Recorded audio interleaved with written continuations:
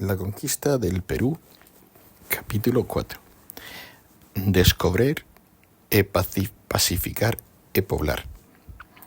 A principios de febrero de 1529, después de desembarcar en Sevilla, cuya prisión visitó fugazmente debido a una acusación del bachiller Martín Fernández de Enciso, todavía resentido por lo ocurrido en Urabá casi 20 años antes, Francisco Pizarro llegó a la ciudad de Toledo para intentar obtener una capitulación que le permitiera conquistar la que se dio en llamar Nueva Castilla.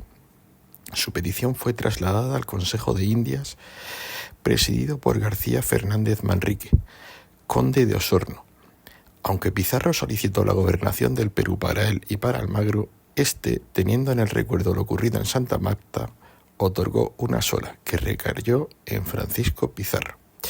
Sea como fuere, cerrada por una carta de obligación fechada el 17 de agosto de 1529, en la que Pizarro, que tan solo dejó una señal suya acostumbrada porque no sabe firmar, se comprometía a cumplirla por su persona y bienes raíces y muebles habidos y por haber.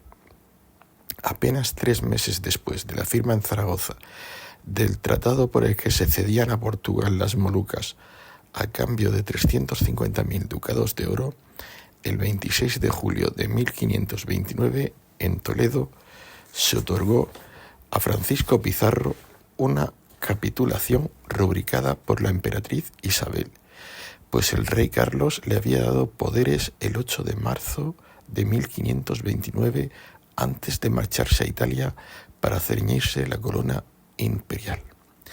La capitulación en la que Diego de Almagro quedaba visiblemente relegado era deudora en cuanto a sus cautelas de la otorgada a Cristóbal Colón en Santa Fe e incluso de las mercedes hechas a Hernán Cortés, que un año antes había regresado a España.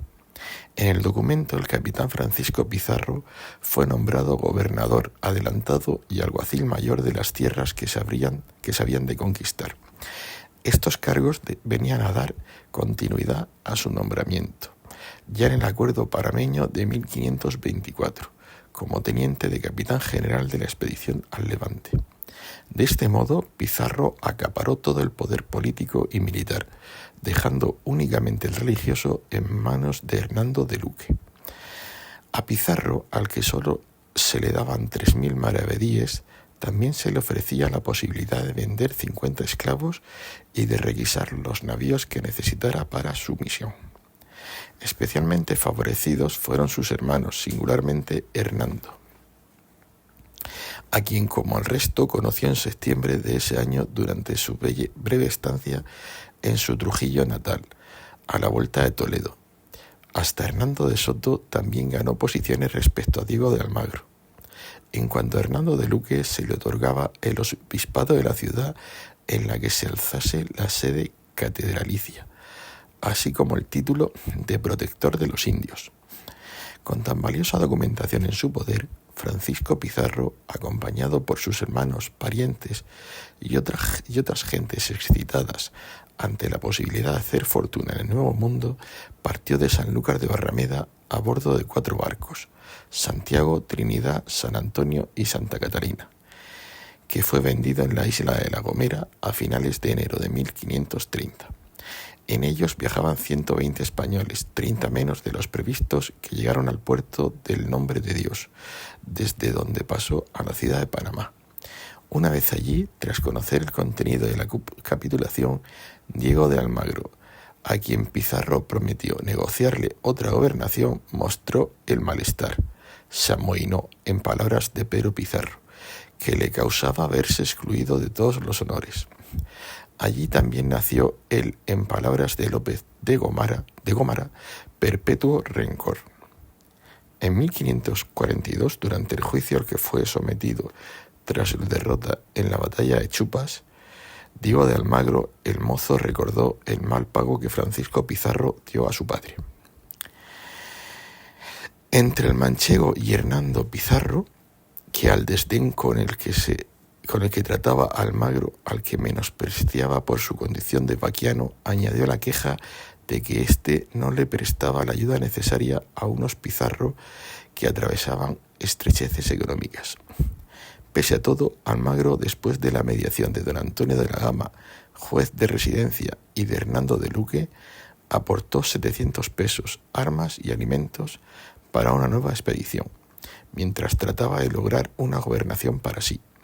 De hecho, antes de terminar el año, el manchego solicitó la gobernación de Nueva Toledo, que le fue denegada el 15 de noviembre de 1532, a pesar de contar con el apoyo de Francisco Pizarro.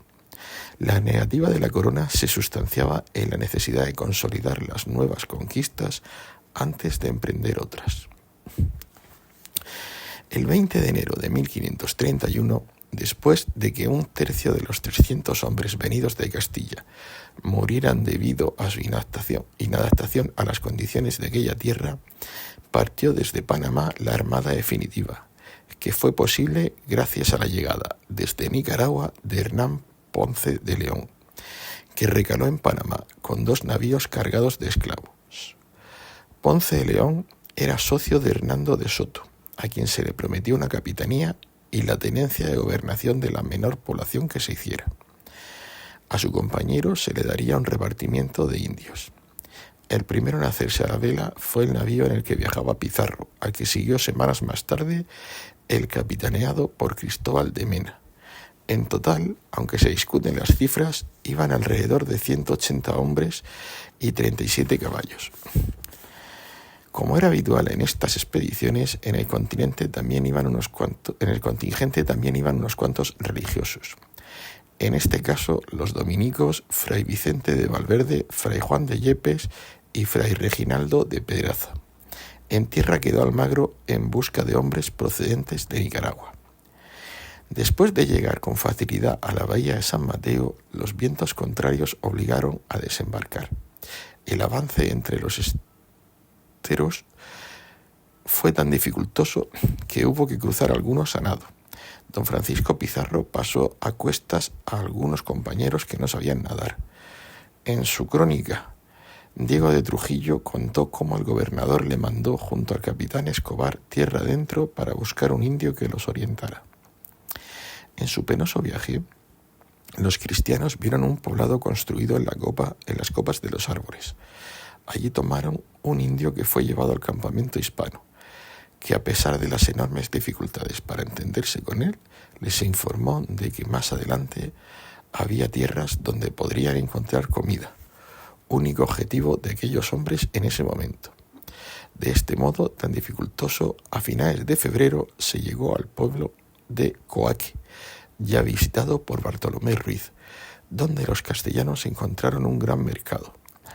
Aunque se obtuvo cierta cantidad de oro y plata y esmeraldas, gran parte de ellos se envió a Nicaragua y Panamá con Ruiz y Quintero como pilotos para excitar la codicia de la gente.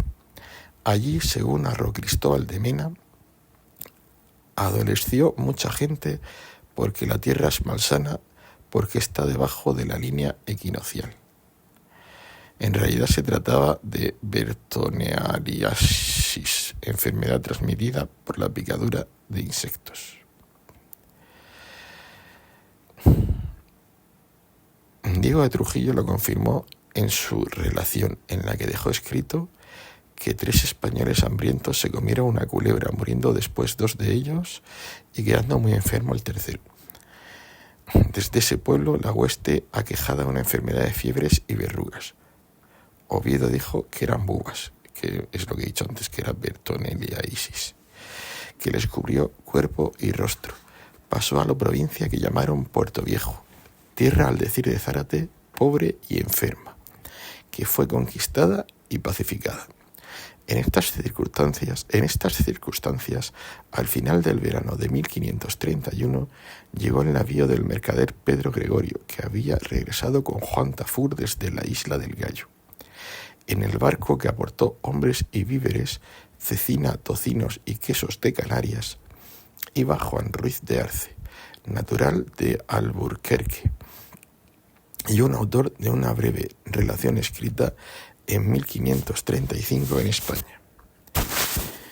De este modo, la tierra gobernada por la reina Achira llegaron hombres de refresco A la tierra gobernada por la reina Achira llegaron hombres de refresco y cabalgaduras que después de desembarcar en San Mateo, donde vieron ataderos de caballos, y pasar por pueblos de caribes, es decir, de caníbales, engrosaron las filas hispanas. A los nombres de los oficiales reales, Alonso de Riquelme tesorero, Antonio Navarro contador y García de Saucedo veedor, Diego de Trujillo añadió el de alguno de los españoles que todavía vivían cuando escribió su crónica, Pedro Díaz el de Huamanga y Juan de la Torre el de Arequipa. A su vuelta, el barco de Pedro Gregorio llevó a Fray Reginaldo, que partió llevando un puñado de esmeraldas cosidas en su jubón. La muerte le esperaba en Panamá, donde fue descubierta su maniobra. A la llegada de Pedro Gregorio, al que en remuneración por sus servicios se le concedió un escudo de armas con un bergantín sobre aguas del mar, orlado con 8 aspas bajo un yelmo cerrado, se sumó la de Sebastián de Benalcázar, que procedente de Nicaragua trajo a 30 de a pie y a 26 de a caballo. Entre ellos venían Juan Flores, Juan Morgovejo de Quiñones, Alonso Pérez de Vivero, Hernando Beltrán, Alonso Maraver, Diego de Puelos, Martín Bueno y Miguel de Estete. La ida y venida de barcos desde Panamá permitió un mayor conocimiento de lo que ocurría en el Perú. En la carta que Hernando de Luque envió a doña Isabel de Bobadilla el 1 de agosto de 1531 para informarle de la muerte de su esposo ocurrida el 6 de marzo, el religioso se sinceraba con la viuda de Pedrarías. En la misiva, Pizarro y Almagro aparecían como hombres poco juiciosos, y en el caso del extremeño como una persona que pretendía acaparar los principales cargos, cosa que era cierta. Señora, ya sabrá, como lo saben, de este laberinto de descubrimiento que estos hermanos y compañeros míos, Francisco Pizarro y Diego de Almagro, con ayuda y a favor del señor gobernador Pedrarias, que a la sazón aquí gobernaba, se hizo en que se dilató y gastó mucha suma de pesos de oro y se hicieron grandes deudas y se dilató el tiempo, digamos hasta hoy día, y la dilación y los grandes gastos se hicieron porque estos mis compañeros nunca jamás se llegaron a buen consejo ni buena razón, y como ellos ni saben leer ni menos escribir, como les daba el viento así se determinaban, sin pesar las cosas ni pensallas.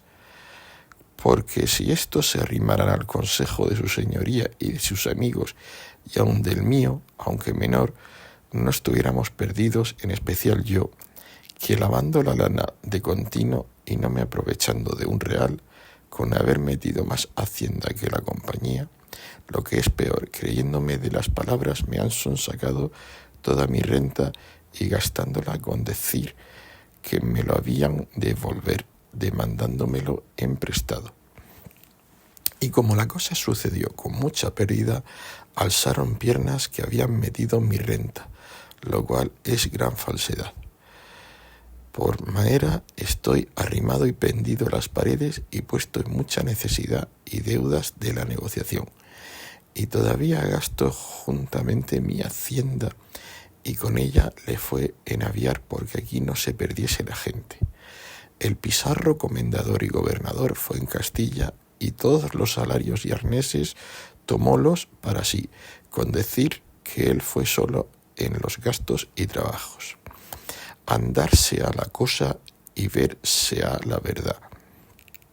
Solicitó el licenciado Corral para mí la protectoría y la elección del obispado sin salario, excepto la protectoría con 375.000 maravedís, cerca de lo cual, quedando desnudo y muy cansado y viendo espaldas y algún color de los acreedores, y con propósito que habiendo allá cosa me esforzaría para hacer el viaje, habiendo copia de gente allá, porque al presente, en cuanta gente se llevó el gobernador Pizarro, no llevó 200 hombres y los 2 tercios y más de la gente de Castilla. A estos problemas se añadía la llegada de franciscanos y dominicos, solicitados a su majestad por el propio Luque. Dadas sus penurias económicas, que se gastó todo en aviar al dicho Pizarro que no podía pasar sino desnudo como un grumete, el religioso temía no poder asumir el cargo de protector de los indios dado en 1529 ni entregar tal y como quería el obispado de Tumbes al hijo de Pedrarías, el dominico Fray Francisco. En la carta tachaba al también dominico Fray Reginaldo de Pedraza de picapleitos. A Luque le constaba que las misivas enviadas a la corte por el joven fraile eran lesivas para sus intereses. Apenas 2 años después, en diciembre de 1533, Hernando de Luque, muy enfermo, nombró albacea y testamentario de sus bienes, porque podría ser que en la partija de la dicha Compañía Universal, que así tenemos y de lo procedido de ellas haya diferencias, a Gaspar de Espinosa. Muerto a principios de 1534, sus antiguos socios redactaron una carta en la que saldaron sus compromisos económicos. El documento se firmó en Lima el 20 de octubre de 1535. En la carta se afirma que entre los conquistadores y el religioso no existía carta ni escritura alguna, así en la contratación y concierto principal de la dicha compañía como en los gastos ni intereses que en el dicho tiempo se ofrecieron. A pesar de ello, se les reconocía el derecho a percibir 13.000 pesos de buen oro de a 450 maravedíes cada peso, a pesar de que durante aquellos largos años Hernando de Luque algunas veces contradijo y deshizo la dicha compañía. Ajenos a estas purgas, una vez repuestos de sus flaquezas, incluido un amago de huida del tesorero Riquelme, los españoles dejaron atrás Puerto Viejo y fueron, después de superar la punta de Santa Elena, a Tumbes, desde donde con la ayuda de balsas que sirvieron para pasar los caballos y con las espadas desenvainadas por miedo a un ataque de los indios, llegaron a la isla de Puná, rica en venados y pesca, a la que renombraron como Santiago. De nuevo es Diego de Trujillo quien amplía la información en este punto con una narración que evoca la llegada de Hernán Cortés a Cozumel. Al igual que en aquella isla, en Puná es un pueblo que llamaron El Estéreo. Los españoles hallaron una cruz alta, un crucifijo pintado en una puerta y una campanilla. Mientras los barbudos contemplaban todo aquello, unos muchachos gritaron: «Loado sea Jesucristo, Molina, Molina». La razón de aquella escena es que durante la primera llegada de Pizarro, 2 españoles, Molina y Ginés, se quedaron perdidos en el puerto de Paita. Ginés fue muerto por mirar a la esposa del cacique, mientras que Molina pasó a la isla, donde de manera similar a lo ocurrido con Guerrero en Cozumel, se convirtió en capital. El reencuentro con sus compatriotas fue imposible, pues un mes antes de la llegada de estos, Molina murió en el mar a mano de los chonos, enemigo de los Puná. Aunque los belicosos habitantes de Puná, dirigidos por un temido cacique llamado Tonalá Lampimán según Ruiz de Arce, cuyas esposas, al decir de Agustín de Zárate, estaban custodiadas por hombres que tenían cortadas las narices y los genitales, parecieron recibirles en son de paz. Pronto se supo de la celada que habían preparado. Anticipándose a ella, Pizarro prendió al cacique y repelió los ataques que sufrían sus barcos, hostigados por guerreros a bordo de balsas que salían de los manglares. Durante aquella jornada perdieron la vida 3 cristianos y Gonzalo Pizarro recibió una herida en una rodilla. Alcanzada la victoria, el gobernador repartió el despojo entre sus hombres. En la isla de Puná, según narró Pedro Pizarro, se hallaron 3 indias que habían sido criadas por Morillo y Bocanegra.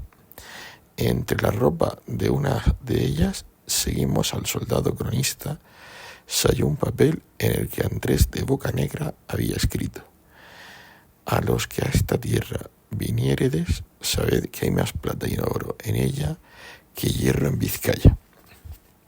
Leído el billete, muchos creyeron que el verdadero autor de estas palabras era Francisco Pizarro, que de este modo trataba de animar a sus hombres. En aquella isla se tuvieron las primeras noticias ciertas de Atahualpa y de enfrentamiento con su hermanastro Huáscar. Oviedo narró cómo en Puná, escenario de la pugna entre los hermanos, el Inca había sufrido una herida en un muslo de la que se estaba curando en Cajamarca, antes de dirigirse a Cuzco para enfrentarse al ejército de Huáscar. El 15 de noviembre de 1531, procedentes de Nicaragua, paraíso de Mahoma en palabras de Pedro Pizarro, llegaron a Puná 2 navíos con refuerzos. Días después llegó otro. En enero del siguiente año echó el ancla el que trajo a Hernando de Soto, que venía de Panamá. Con él llegaron 100 hombres, la primera mujer llamada Juana Hernández y medio centenar de caballos. Una vez más, Diego de Trujillo aporta algunos nombres: Diego Gavilán y un tal Manuel Hidalgo, segundón nacido en Jerez de los Caballeros. Soto había pasado a las Indias en 1514 con Pedrarías y apenas 14 años, paje de las damas de la pequeña corte configurada por Pedrarías en la Castilla del Oro, Soto aprendió el arte de la guerra y el de los tratos con los caciques bajo el mando de Francisco Hernández de Córdoba, durante la conquista de Nicaragua, en la que actuó como capitán antes de ser nombrado gobernador en 1528. En las cabalgadas y entradas en las tierras de Panamá, don Hernando, que más tarde constituyó una compañía para fletar barcos con Francisco Compañón y Hernán Ponce de León como socios, conoció a Francisco Pizarro, que le concedió la tenencia general del ejército. En Puná, rebautizada como Isla de Santiago, permanecieron los castellanos 4 o 5 meses, durante los cuales murió una decena de hombres por hallarse, tal era la creencia, cerca de la línea equinoccial. Antes de abandonar la isla camino a Tumbes, Pizarro devolvió a su curaca, Quilimasa, los cientos de esclavos que Tonalá tenía, así como las riquezas que les había tomado. Los primeros en abandonar la isla a bordo de una de las balsas que Quilimasa, por orden de Atahualpa, ofreció a los cristianos fueron Francisco Pizarro, sus hermanos Hernando y Juan, Fray Vicente Valverde y Hernando de Soto, que lo hicieron en compañía de otros 2 españoles que no se apearon de sus caballos en toda la noche. Las crónicas cuentan cómo Quilimasa pretendía hundir esas embarcaciones durante el viaje. A esta balsa se añadieron las que ocuparon Cristóbal de Mena, Francisco Martín de Alcántara y Francisco Hurtado. El encargado de pasar con la gente que quedaba en los navíos fue Benalcázar. Ya en tierra, el gobernador envió a 3 castellanos a la ciudad. Una vez allí, fueron sacrificados a los dioses. Asentados en Tumbes, los españoles fueron constantemente acosados por los indios que atacaban desde el otro lado del río, hasta que Pizarro y sus hermanos Juan y Gonzalo, a los que se sumaron Soto y Benalcázar, con 50 jinetes, pasaron a la otra orilla en unas balsas y atacaron al amanecer el campamento de los indios, vengando así el asesinato de sus 3 compañeros y obligando a su señor, el cacique Quilimasa, a pedir las paces. En mayo de 1532, Pizarro siguió su avance hacia la región de Sullana, castellanizada como Solana, cubriendo su retaguardia con el contador Antonio Navarro y el tesorero Alonso Riquelme, a los que dejó con la parte de la hueste. Al llegar al río Poechos, actual Chira, después de notificarles el requerimiento por medio de sus lenguas, el de Trujillo selló las paces con los caciques de aquella tierra, en la que Jerez dio noticia de las llamas que en las crónicas son llamadas ovejas por su semejanza con las ovejas de Castilla.